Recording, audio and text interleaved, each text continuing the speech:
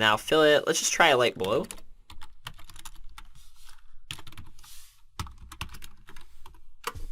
And the background didn't quite display because we haven't flipped the display. So let's do pygame.display.flip.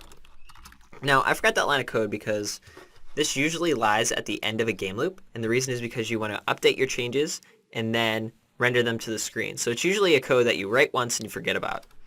But let's save it, and the background's displayed. Now we're going to need some variables to represent our rectangle. So I'm going to do that now by creating a rectangle variable.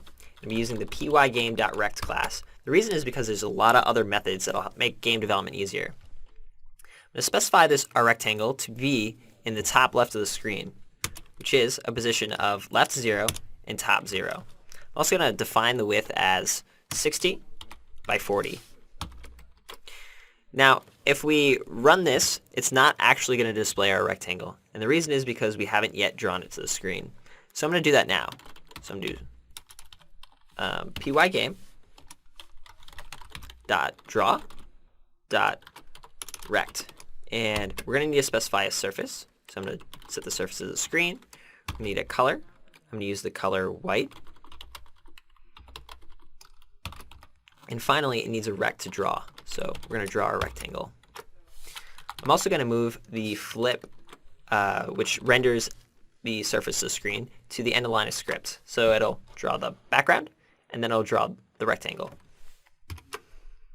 Great, so a rectangle appeared here. Now I'm going to try moving it towards the center of the screen.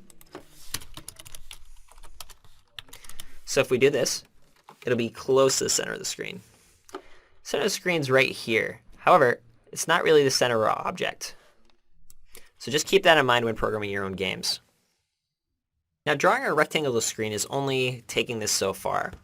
I really want to be able to move it with the player keyboard. So in order to do that, we're going to have to create a game loop. So do while true.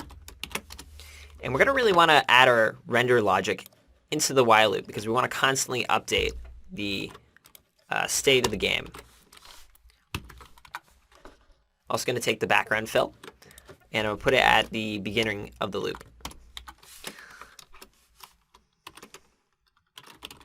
Now, you're going to want to process your rendering and updating your game separately. So I'm just going to throw in 2 comments to help keep our code clean.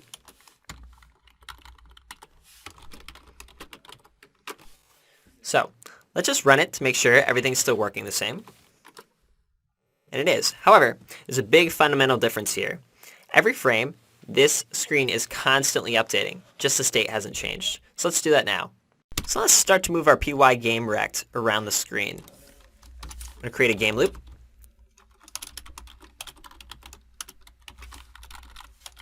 And I'm going to increment our rectangle's position to the right and down each frame. So I'm going to do rectangle.x, and I'm going to increment it. This is going to cause the rectangle to move each frame. Now if we save and run this, it's not going to continue updating the drawing logic of our game. And the reason is because our drawing is outside the loop. So let's move drawing into the loop. I'm just going to add a comment here, rendering logic. This will keep the rendering logic and the game logic separate.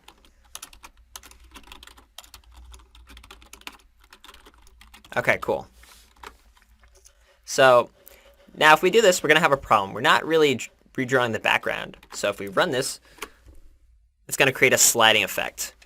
So we really need to keep redrawing the background every single frame. As you can see, it'll create quite the change. Having the rectangle move across the screen on its own is only so cool. We really want to give the player control. So let's do that now. So just add a section to our game loop to process player input.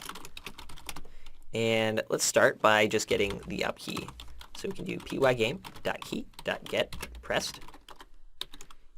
And we can filter by key. So I'm going to use the constant k up.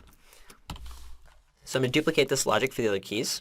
So we'll do down pygame.key.getPressed. And we'll filter by the constant k down. And Now we want to do left. And then finally, we're going to want to do right.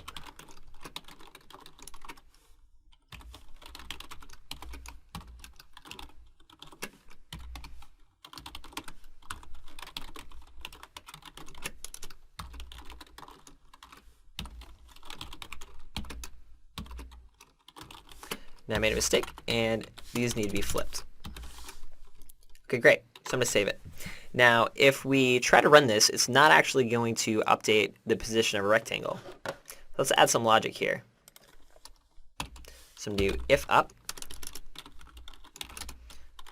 We want to increment the rectangle's position here, like so. Now, the reason why we're using -1 here is because up is actually negative and down is positive. So I'll just add the other logic for the other arrow keys. If down, rectangle y equals 1, and if left, rectangle dot x -1, and finally right. Spelled rectangle wrong, I think. Yep. Okay. So if we save this and run our application, we should be moving a rectangle around the screen. However, there's a problem. Every PY game